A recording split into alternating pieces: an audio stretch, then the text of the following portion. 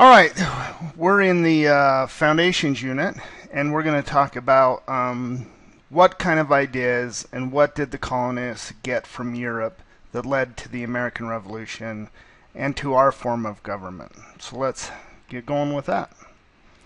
The founders were influenced by the Enlightenment and a lot of the political philosophers of the Enlightenment and their ideas came to find themselves in our Declaration of Independence, the Constitution, as well as many of the state constitutions.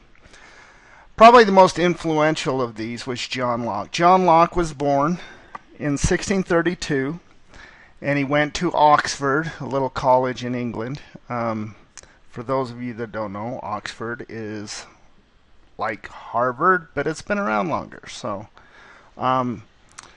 anyway, he ended up dying in 1704. You don't need to know the dates when he died and when he didn't, but he had a huge impact on our form of government, and even on we still talk about some of the ideas of Locke today, and we very much believe in them. So let's look at some of his ideas. First of all, he was English, and he said that all men are free, that is their natural state, and that all men had ability to reason and govern themselves. Compromise. We should point that out to our people in our Congress today, that compromise is part of that. He believed in a monarchy, but he said that a representative government could also work. He believed that there would be a limited government. So if you go clear back, 400 years earlier to where, before he was born, you can go back to the Magna Carta where we get a limited government. But he's saying now that it's not just limited to the lords or to the aristocracy. It's limited. The king just can't do whatever he wants. He also said, and this was an important part of the ideas that Jefferson took from Locke, is that the only right of a ruler doesn't come from God. It comes from the consent of those who are being governed, and that people have the right to life, liberty, or freedom, and property, and that these are natural rights. In other words, whatever you're born with, these come in the package when you are born. His most famous work is the Second Treatise of Government, and in it he stressed the consent of the governed, the natural rights, and how important they were. So let's look at some of these. Every man has a property in his own person. This nobody has a right to but himself. So that just goes to the idea that we have, when we're born, no other person can dictate what we do with our life. Wherever law ends, tyranny begins. So again, he believed in a strong government and that laws were necessary. And he said that the state of nature has a law of nature to govern it, which obliges everyone, and reason, which is that law, teaches all mankind who will but consult it, that being all equal and independent, no one ought to harm another in his life, health, liberty, or possessions.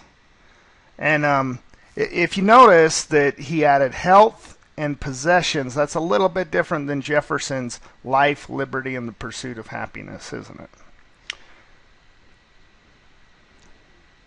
All right, the next guy we're going to talk about is he gets a lot of criticism for being a little pessimistic, and if you look up here at his picture, he looks a little pessimistic. But Hobbes was born in 1588, so he was born before Locke, and his most famous work is probably Leviathan, and Leviathan in that sense is the the creature from the deep, the power within, and he's really talking about society as the Leviathan, and we have to protect against it.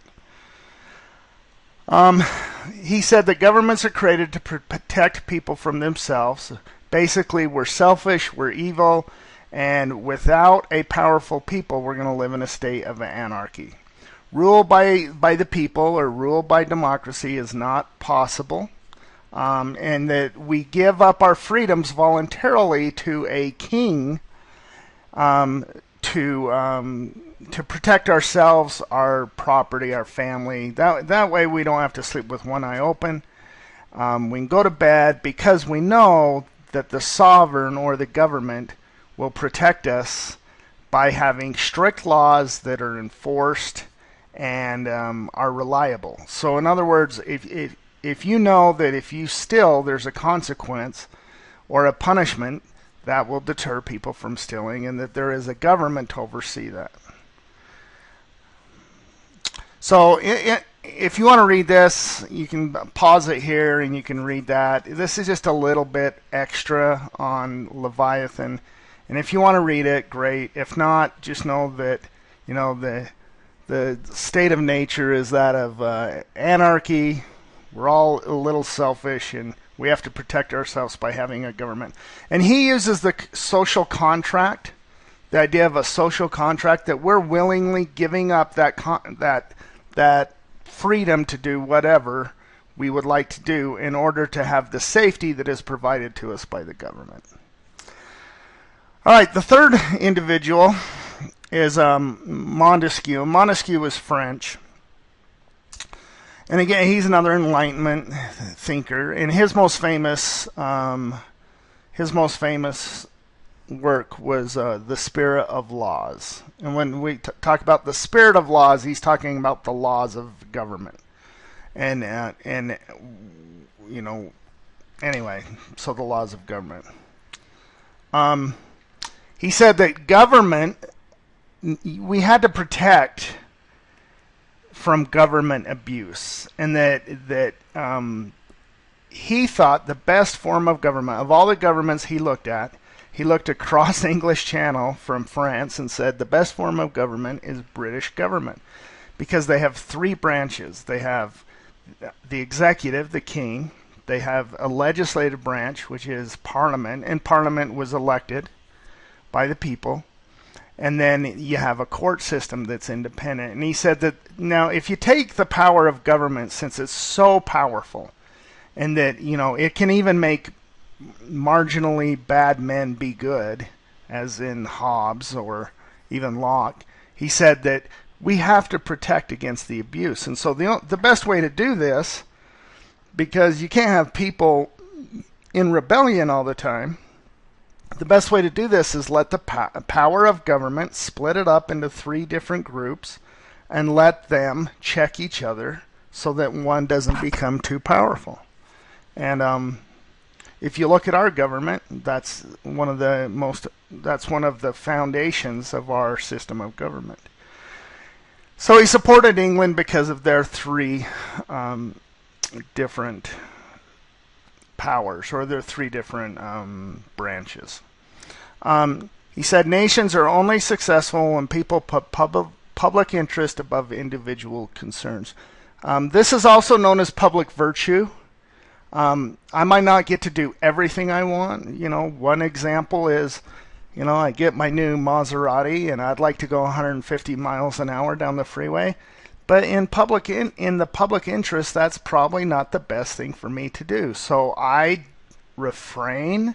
I don't use my really expensive sports car to go that fast. And I go the speed limit, or maybe 5 miles an hour over, and that protects the public. So that's a really simple example, but that's one example of civic virtue. So we've got some quotes here from Montesquieu. Let's go back. So I'll give you a little bit if you want to stop and pause the video, and you can study these. I think it's interesting right here. He says that it enables us to feel. Oh, I got to figure out how to do that. Okay, so I'm going to highlight this. Nope. Come on, Durf. Oh, there we go.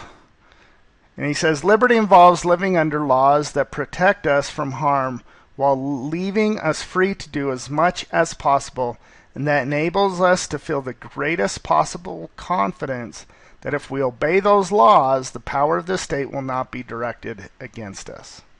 I mean, that kind of really sums up, kind of a virtuous republic, in that we have that confidence that government power will not come against us as long as we stay within the parameters that are established. All right, Rousseau. Rousseau is a Swiss dude. He was born in Geneva, Switzerland, also my favorite city for watchmaking. He was the most positive when it came to human nature. He said people are born good. He believed that government was corrupted unless it was ruled by the people, a pure democracy with each adult man having a vote.